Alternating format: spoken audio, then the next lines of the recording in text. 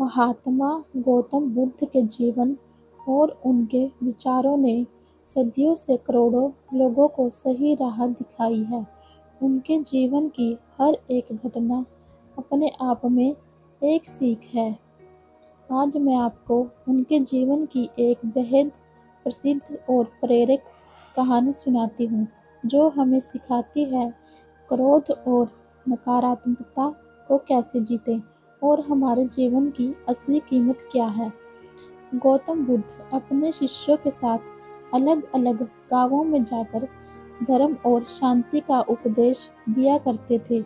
एक बार वे जिस राज्य में पहुंचे, वहां के लोग एक खूंखार डाकू से बेहद डरे हुए थे। उस डाकू का नाम था उंगलीमाल। उंगलीमाल जंगल से गुजरने वाले हर राहगीर को लूट लेता था और उसकी हत्या कर देता था।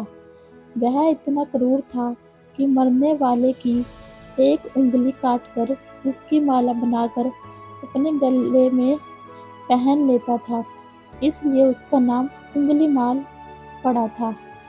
बुद्ध ने जब ग्रामीणों का डर और दुख देखा, तो उन्होंने उसी जंगल की ओर जाने का फैसला किया जहां उंगलीमाल रहता था। गांव वालों ने बुद्ध को बहुत रोकने की कोशिश की। राजा के सैनिकों ने भी चेतावनी दी, लेकिन बुद्ध के चेहरे पर एक शांत मुस्कान थी।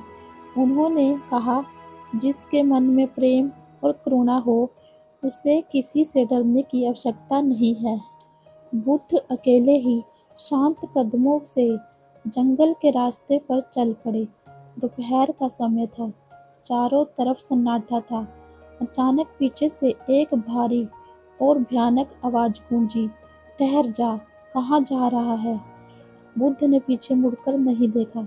वे अपनी सहज और शांत गति से आगे बढ़ते रहे।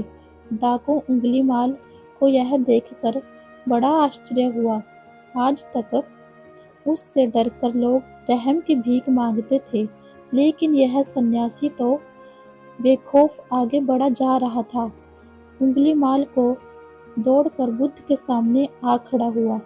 उसके हाथ में एक चमकदार तलवार थी, आंखें लाल थी और गले में उंगलियों की माला लटक रही थी। उसने गुस्से से कहा, ए सन्यासी, मैंने कहा ठहर जा, क्या तुझे मुझसे डर नहीं लगता? बुद्ध रुक गए। उन्होंने उंगलीमाल की आंखों में बड़े प्यार और करुणा से देखा और कहा, मैं तो कब का ठहर गया, लेकिन तुम कब ठहरोगे? तुम यह हिंसा और पाप का रास्ता कब छोड़ोगे? उंगलीमाल स्तब्ध रह गया। उसने कभी किसी की आंखों में अपने लिए ऐसा प्रेम और निर्भयता नहीं देखी थी। उसने अपनी तलवार लहराते हुए कहा, तुम मुझे हल्के में मत लो। मैं इस जंगल का राजा हूँ। मैं जो चाहूँ वो कर सकता हूँ। बुद्ध ने मुस्कुराते हुए कहा, यदि तुम सच में इतने शक्तिशाली हो, तो सामने वाले पेड़ से 4 पत्तियां तोड़ कर लाओ। उंगलीमाल ने कहा, यह कौन सी बड़ी बात है? उसने तुरंत तलवार उठाई और पेड़ से पत्तियां काट दी। उसने पत्तियां बुद्ध के सामने फेंकते हुए कहा, लो, तोड़ दी, अब बोलो। बुद्ध ने बहुत ही शांत स्वर में कहा, अब यदि तुम सचमुच शक्तिशाली हो, तो इन पत्तियों को वापस पेड़ की उसी शाखा से जोड़ दो जहाँ से तुमने इन्हें तोड़ा है। उंगलीमाल अवाक रह गया। उसने झुंझलाकर कहा, यह कैसे संभव है? जो एक बार टूट गया, उसे कोई कैसे जोड़ सकता है? तब बुद्ध ने गंभीर आवाज में कहा, उंगलीमाल, जब तुम किसी की टूटी हुई चीज को जोड़ नहीं सकते, तो तुमने किसी हंसते हंसते जीवन को तोड़ने का अधिकार किसने दिया? मारना तो बहुत आसान है, कोई भी कमजोर व्यक्ति मार सकता है। असली शक्तिशाली तो वो है जो किसी को जीवन दे सके, किसी बिखरे हुए को जोड़ सके। बुद्ध के इन शब्दों ने उंगलीमाल के भीतर सोई हुई इंसानियत को झकझोर कर रख दिया। उसे पहली बार एहसास हुआ कि जिसे वह अपनी ताकत समझ रहा था, वह असल में उसकी कायरता और कमजोरी थी। वह बुद्ध के चरणों में गिर पड़ा और फूट-फूट कर रोने लगा। उसने अपनी तलवार फेंक दी और अपनी उंगलियों की माला भी उतार दी।